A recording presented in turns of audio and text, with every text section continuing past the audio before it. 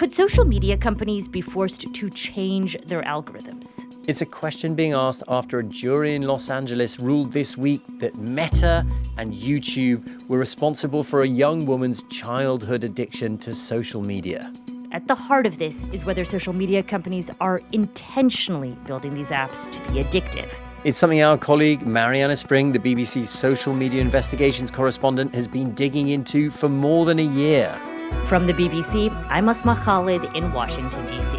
And I'm Tristan Redman in London, and you're watching The Global Story on YouTube.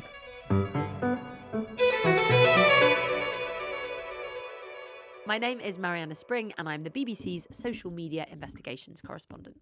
We've got a lot to talk about because you cover social media companies and algorithms and all of the above. Now, a jury has just found Meta and YouTube negligent in this blockbuster trial in Los Angeles. What exactly were they found negligent of? So what's really interesting is that this case that has been unfolding, and it's one of many cases that are currently kind of making their way through the courts in the US. This is about addiction and about design. So the case, this particular case, has revolved around a 20-year-old woman who essentially said, my mental health was seriously impacted by the addictive nature of your platforms, and I'm going to prove to you that was the case. And I'm going to prove to you that you knew that was the case and you still went on with it anyways. So actually, this is all about design. It's about the way that the platforms were built, are built, and the impact that that has. And the woman who is known as Kaylee has been awarded $6 million, which is £4.5 million in damages. Obviously, as you might imagine, Meta and Google do not agree with the outcome of this. They say that, it's not the case that they have built platforms that are harmful and addictive in this way. Meta said, quote, teen mental health is profoundly complex, cannot be linked to a single app. We will continue to defend ourselves rigorously as every case is different, and we remain confident in our record of protecting teens online. And a spokesperson for Google said, this case misunderstands YouTube, which is a responsibly built streaming platform, not a social media site. And the reason that, for example, Meta say every case is different is because there are these other cases. And the broad feeling is that this sets a bit of a precedent, really, and that the other cases are unlikely to go in a different direction, because once you agree on this principle of the way these platforms are designed causes harm, you can kind of make a whole variety of arguments, and the evidence is ultimately the same. I've been messaging various people that I know who have worked inside or work inside the social media companies, the major social media companies who still do, who have done. And I think quite a few of them were taken aback by just how clear and assertive the judgment was here, that actually, essentially they determined that Meta and Google, quote, acted with malice, oppression or fraud in the way the companies operate their platforms. Can we just sit with the verdict for a minute? Because I realize $6 million, it might sound a lot to you and me, but it is a fraction of what the profits are for these companies. Nonetheless, this is historic. No, we've never seen a verdict like this one. Yeah, and I think that actually the main impact of this case is not necessarily the money, like you say. These companies make huge amounts of money, and even if they had to pay out this several times over, it wouldn't really dent the amount that they make. The issue is that they are operating in an environment where there are increasing concerns from not just people who use the platforms, but from policymakers and politicians. And so if you're Meta or Google or any of the social media companies, you're thinking, oh, whoa, hold on a second. This is just another thing that adds to the kind of drip, drip, drip effect of people saying, wait, you guys can't be trusted to regulate yourselves. And actually, you are going to have to either take some really decisive action when it comes to your design, or if you're not able to do that, then certain age groups and people just can't use the platform, which is very not good from a financial point of view, more so than any of these fines. Like, they're much more worried about losing hyper-engaged young users who are the future of their platforms. At the centre of this case, and also at the centre of a lot of the work that you do, were things like algorithms, autoplay, all sorts of devices that social media companies allegedly use to keep people on their platforms. What did the ruling in court actually say about things like algorithms and autoplay? a lot of the case focused on the personal experience of Kaylee, but actually in lots of ways, I mean, it's an experience I hear time and time again from different teenagers and different young people. She said she started using Instagram when she was 9, YouTube when she was 6. You've got kind of first thing is not blocking people who are too young to be on the platforms. She then said that, you know, from a really young age, so from sort of 10 or so, she started developing anxiety, depression, disorders, which she would be diagnosed with later, and a lot of this came from kind of the obsession with her physical appearance and filters. So that's another kind of aspect of it, that you can put filters on images on Instagram, and that those were distorting her perception of what she looked like and what other people look like. So those are things that have been introduced to kind of make the platforms more engaging. But in her case, she's saying, well, they did make them more engaging, but they had a negative effect on her. And then things like infinite scroll. So this is where on Instagram, for example, you just never run out of posts. Yeah. Like you can just refresh, and you're just going to get more posts. And essentially, her lawyers were arguing that though all of those design features were introduced with the goal of keeping people like Kaylee hooked, and the companies knew that that wasn't necessarily going to be safe or positive for them, but they ploughed on with it anyways because ultimately they make a fair bit of money. I think the thing that's interesting is the social media companies have always really strongly argued against the use of the word addiction. Is something that they like whenever, and even when I speak to people within the companies who don't agree with, you know, who've left the companies, say, and don't agree entirely with how they operate, everyone's quite wary of that word addiction. So, Mariana, to be clear, in the end, did the jurors find that Meta and Google intentionally built these apps to be addictive? Yeah, so the jury did rule that not just that the apps are addictive, but that they are deliberately engineered to be addictive. And that is why they decided that the owners have been negligent and they haven't protected kids in the way that they should. Mariana, you mentioned intentions. So let's talk more about intentions and the way that social media companies are building algorithms. You have been doing this fantastic big investigation in which you heard from whistleblowers inside some of these social media companies like TikTok and Meta. What were the main allegations you heard? Yeah, so I've spent the past year, really, more than a year, speaking to a range of different people who work in all sorts of teams within these social media companies and people who've not spoken out before, the majority of them. Some of them are whistleblowers who've shared documentation with me to back up what they're saying. Others talk about their first-hand experiences. Quite a lot of them have done it on camera, so they're doing it in their own names. Some of them are anonymous just to protect them because they still work within the industry, still work within or some of within those the social media companies. companies. Yeah, I exactly. But I think what's so striking is, and my main takeaway from doing the investigation was that the algorithmic systems are essentially responsible for almost all of the harms that we point to all the time. So a lot of the time we're kind of saying, oh, look, people are seeing this kind of thing, or this, you know, kids are exposed to this sort of content. It's ultimately about the design of the platforms and the systems. Are you saying that the main takeaway you had from the whistleblowers you spoke with is that the design, the algorithms are at fault more so than the actual content? It's not like Tristan or Asma is out there spouting this like crazy hateful thing. It's that the algorithm is boosting, you know, perhaps like harmful misinformation, racist, rage-baity posts. Yeah, essentially that. Obviously the people who post this stuff are responsible for what they post. But I think most people would be fine if this stuff wasn't being seen by millions of people. The difference is when it's being actively recommended and pushed to people. And that's why it kept coming back to the design, and it kept coming back to this issue of intentionality, which is what the companies are saying outwardly does not match up with what is going on the inside. And there are various reasons that the whistleblowers and insiders give for that. Some is to do with business and competing with other companies. Some is to do with this it's almost like a sort of, it's that careless, it is that idea of carelessness, but it's almost like there's a kind of cognitive dissonance sometimes between like what the companies sort of say that they think they're doing and then what is actually happening. It's sort of like being gaslit perpetually, which is why it's such a relief to speak to the people within the companies, because they'll say, no, this is what I was actually doing, or this is what we were told to do, or this is what I saw. Well, I wanted to ask you about one of these moments of dissonance, which is when Mark Zuckerberg goes to Congress in 2018. It's a sort of moment, a kind of humbling moment where he has to apologize for accusations that his company has destabilized different parts of the world. And I wonder if you could explain what happens next, because it surprised me.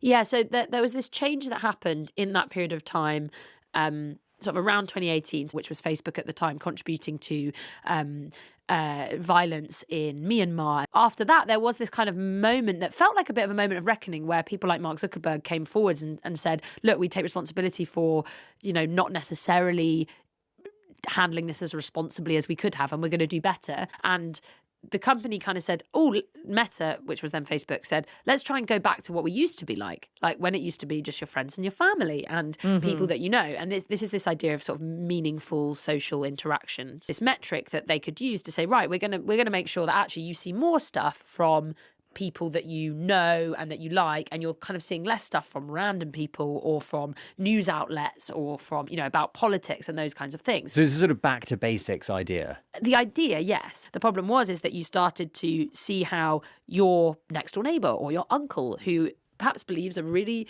strange conspiracy theory, they're getting as much prominence as a reputable journalistic outlet. And that is then the problem. It's not like you're having meaningful interaction with these people. It's just amplifying the voices that offer the most outrageous, the most extreme ideas because they get the most engagement and so on and so forth. And so you end up in a place where actually the fix has made the issue worse. This is all around the pandemic. Yeah. I mean, you can think of all the kinds of stuff that was spreading during COVID, like the amount of misinformation about vaccines, about the virus. And by misinformation, I don't mean legitimate questions about restrictions. I mean, it's a hoax. The vaccine's going to kill millions of people. All of these things that are just explicitly disinformation. Can I just ask that, isn't the counter argument to that, though, that the platform genuinely is a mirror on the world then, because they are just showing you your crazy uncle? The problem is that that would be okay if your crazy uncle had the same prominence as your very reasonable best friend, but ultimately the crazy uncle is being given more of a platform. You would see his posts more often. Yeah, because they get more engagement. If someone posts something really boring, like, hello, today I cooked some banana bread and sat in my garden, versus if someone says... Trisha, this explains why your social media posts don't get as much engagement. Just like, Whereas someone says, COVID is a hoax and it never happened and I know the secret, there's a secret plot happening and I'm going to tell you the truth. It doesn't get you that far on social media. But just because the way that the systems are built is fundamentally on emotion, and emotions like outrage are especially strong, and that's why you end up in this place. And again, this is the argument against the mirror thing. Algorithms are active. They're not passive things. They are making decisions to put certain bits of content over other bits of content, to push you certain bits. The algorithm is perceiving what you engage with, what you spend time on, what you're hovering over, what you interact with, and giving you more of that. And so that will always bias the platforms towards stuff that is reactive. And then, Mariana, to complicate the situation even more, in 2018, so this is around the same time this is all happening, TikTok burst on the scene here in the United States, and it quickly became a huge hit. And my understanding, in part from your reporting, is that really complicates the situation for Meta, which at the time owns Instagram. And how much does that big tech rivalry fuel the decisions around algorithms? Yeah, so TikTok, and I think the pandemic did play a big part in this as well, because TikTok started to become popular before the pandemic, and then the pandemic happens in 2020 and everyone has nothing to do, and there's this new, very sort of exciting short form video platform where you can consume huge amounts of content, and it's not from anyone you follow. In fact, it's kind of the opposite of the meaningful social interaction stuff. So you're not seeing your uncle? You actually don't know. You're actually seeing just like anyone, anyone and everyone. And actually you don't need to follow anyone on TikTok to just see the same creators, to see the people that you want to see. I mean, TikTok emerges, and then lots of people I've spoken to on the inside of Meta say, including Matt, another insider who's an engineer, say to me, look, they just said, we've got to compete here. We can't not compete. And they launch Reels, which is their equivalent, Instagram and Facebook's equivalent of TikTok. But the problem is, whenever you introduce a new anything and you haven't necessarily tested it en masse, there's obviously going to be room for error. Anytime you're introducing a new type of product, say Reels, there's an elevated risk because the infrastructure that existed before, it's either completely absent or it's very immature. So it's hard to prepare sufficiently in advance of that launch. The issue is that there was a real uptick in the prevalence of certain harmful content in the comments, so violence and incitement, bullying and harassment, that kind of stuff. In Feed, you have to convince the team that owns Feed or that owns Reels to sign off on the product change that you want. But there's this power imbalance. They have incentives to not let those products launch because toxic stuff gets more engagement than non-toxic. And Matt's argument as someone who worked in safety was, why your approach was move fast and break things, and you've done that, but the problem is that you've basically left a load of people at risk when you should have properly tested this out before you did that, or built the necessary guardrails, but instead you've focused on just making the kind of new feature as popular as possible, and now we're in a pickle. And the most concerning thing is that you had people like Matt who were presenting this kind of evidence to senior management, and seemingly that doesn't, there doesn't seem to, obviously they can then remedy those issues, but they've already happened. The impact on the users is already felt, particularly teenagers, and you can't undo that. And I think that's the issue really, is that people almost don't realise that they are the guinea pigs and the test cases all the time for these new features. So we're having this conversation with you in the context of the landmark social media trial we saw just this week. And in that case, as we mentioned, the plaintiff said that social media platforms had seriously harmed her mental health. And that reminded me of one of the people that you spoke with in your reporting. And that was a young man by the name of Callum, who said that he was also affected as a teenager by algorithms, but in a very different way. Can you tell us about him? Yeah, so Callum was about 14 when he got really hooked on social media. He says that he was using most of the major platforms really, and watching initially content that was about politics. It started with immigration for me. I was sort of the perfect candidate. When I was 13 and 14, I was kind of struggling with a lot of insecurities around my ability to have friends and relationships. It was very easy for me to believe that the world was against me. It made me believe in this idea of decline. What happened is he started to then consume more and more of this content. You start getting recommended other fields in that space where it then talks about feminism and then talks about LGBT rights, and then all of a sudden you hear from a perspective that sounds reasonable at first, and then a couple months later you believe literally everything in that space. But to be clear, Mariana, did he say he did not have these opinions or attitudes prior to this, or he didn't have people in his real life who... No, not at all. It was like really out of step with his general with his friends experience and growing family. up. Yeah, exactly.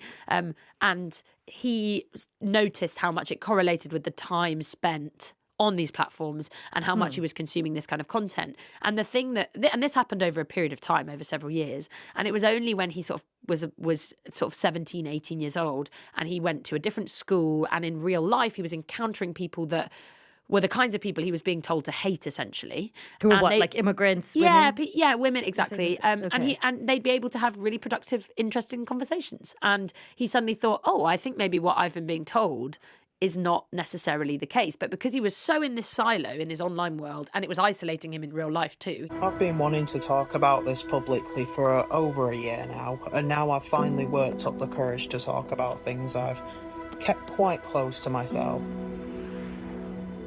Started to abandon my old racist and misogynistic views as they no longer made any sense to me in my head. I think it takes a lot of guts to actually say, like, I really got this wrong. I got really pulled into this and it really impacted me, and I'm really sorry. And I want people to better understand how they can be exploited and targeted and kind of used for the sake of some of the influencers who were pushing this stuff, but actually also by the platforms who ultimately benefit from a user like Callum spending a huge amount of time on the platforms consuming this kind of outrage style content. Well, what do the platforms themselves say about the rage baitiness that Callum was experiencing? What are they actually doing about it? So all of the platforms talk about the kinds of measures that they take to protect users, to limit the spread of harmful content.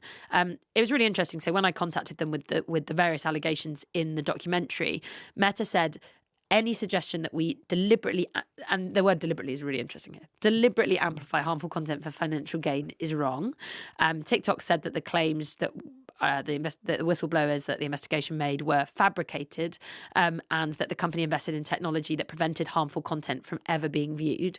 When I contacted X, they shared the source code of their algorithm, which they released earlier this year, which essentially shows how if you reply to things, which broadly would be e.g. if you're in an argument, that content is going to get much more prominence on the feed than if no one's arguing with or debating or engaging with it. And that was all they said.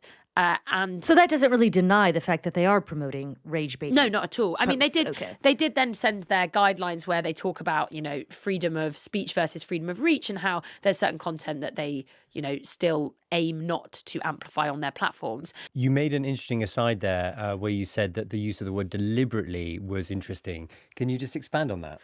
So in their statement, Meta specifically say any suggestion that we deliberately amplify harmful content for financial gain is wrong. What that word deliberately does, for me at least, is to say that's not saying we don't amplify harmful content which we then financially benefit from. It's saying, well, if we do that, we don't mean to. But the problem is that the impact on users is the same. And this is the argument that all of the insiders and whistleblowers were making the whole time when I was talking to them. And that is, I think, the place that we're at, where there's been a bit of a sort of change, I would say, in terms of society's attitude towards these companies, and that people are feeling increasingly frustrated at a lack of transparency, at wanting answers, at wanting to understand what they're seeing, because so many people use social media and are affected by it. And we're not just talking about kids and teenagers, we're talking about adults as well. If this one case in California were to lead to a parade of more cases like it, how big of a threat could this be to social media platforms? And there's several other trials taking place this year, I believe, in the United States, right? Yeah, there are, exactly. And a lot of them involve like parents and children, but kind of asking for quite similar amounts of money as this case. The issue is if this is a trigger for or further evidence, the issue for the companies when it comes to how they operate, perhaps them even being forced to overhaul their designs, which ultimately they were built in such a way, they were built in this algorithmic way. And if they decided to overhaul it, so they had, say, more proactive moderation, they kind of slowed down their algorithms, they didn't allow their algorithms to promote a whole range of different types of content, that would not be good for business. So you've got the possible having to overhaul how their platforms work. And then you've got the ban threat, which is almost like if they can't prove that they can make their systems safer and the way their platforms are built safer, then they do risk being banned in places like what's happened in Australia. There's an argument, and banned for under 16s, there's an argument that actually kids can get around this stuff, they can use VPNs, they can, what impact does it have? But I would say as one counterpoint, a lot of these companies are based in the United States, and Donald Trump's approach at the moment as president to the companies is very different to, say, the new approach that the Prime Minister in the UK is taking, or that the government in Australia have taken, which is where they've been actually really quite, I mean, Keir Starmer has changed positions quite a lot on this, but broadly in European countries, Australia, there's been this kind of these rumblings across the political spectrum of people saying, actually, when it comes to kids and teenagers, maybe we should ban this, or they need to have entirely separate platforms that, have appropriate content for them. Donald Trump has been a huge kind of advocate for the social media companies. Certainly, well, he is an owner of a social media company. He is, Truth Social. And then also, obviously, he has a friendship, slightly fractious at times, with Elon Musk, who owns X. When he took over, Mark Zuckerberg came in.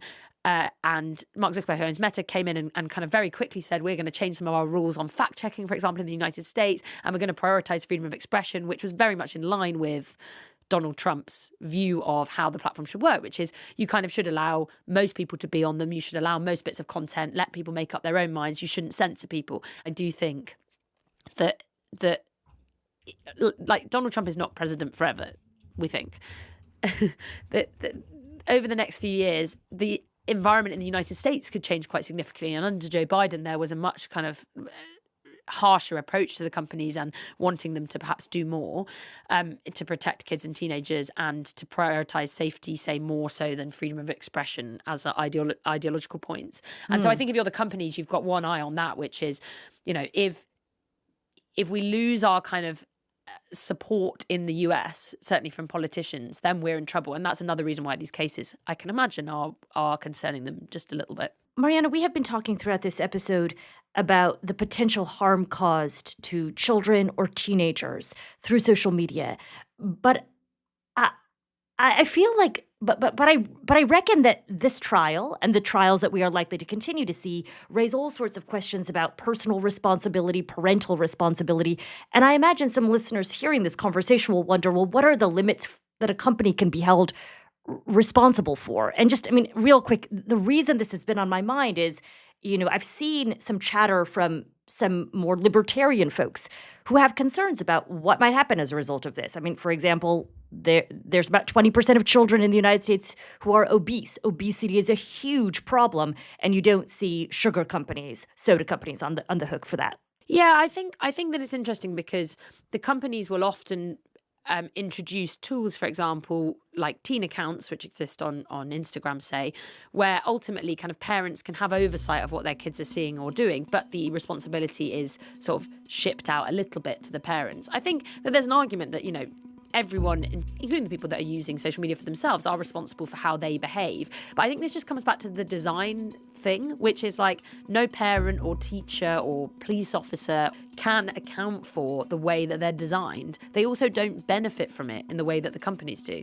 Like, the companies make huge amounts of money out of this. And I think that's why they're held to a standard that's kind of like, well, hang on, you guys benefit from these systems and you're not protecting people in a way that's sufficient, and you need to do something about it. That was Mariana Spring, the BBC's social media investigations correspondent. If you enjoyed our episode today, then I should mention our show, The Global Story, is also available as an audio podcast.